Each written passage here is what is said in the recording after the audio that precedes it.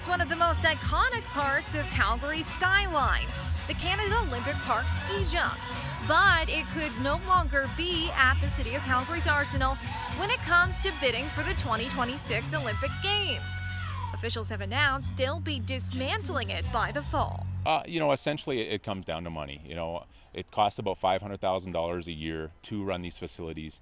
They need some upgrades, and really they're at the end of life. A lot of things changed since the last Olympics, and look at the 90-meter ski jump tower, the biggest one, the iconic one.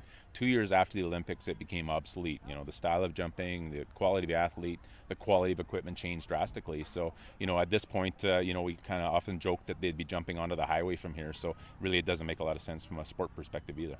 Walter Saville's son, Wesley, was one of the last people to use one of the decommissioned ski jumps. Yeah, we think he was the last person to go off the large jump, off the 90-meter jump. Of course I'm disappointed. I think Canada needs a place to train in all the Nordic sports in Canada. And seeing the ability to not participate, to not train and not develop athletes in one of the Olympic sports, and the only Olympic sport really, that Canada is not somewhat competitive in, I think is really disappointing. Walter also witnessed Eddie the Eagle's daring jump.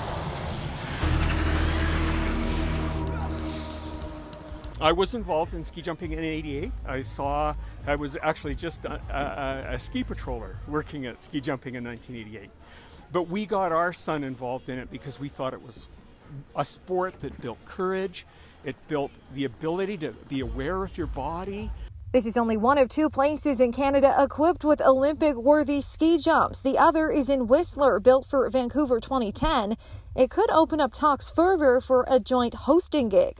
Really, it's up to the Olympic Bid Committee as to what they want to do in terms of ski jumping. This would not require a renovation. This would require a rebuild. So, it'd be up to the Bid Committee what location they'd want to use, but it's not a simple renovation. For now, some of the tower will remain, but Win Sports says they don't know yet what it will be used for. Reporting for City News in Calgary, I'm Kaitlin Lee.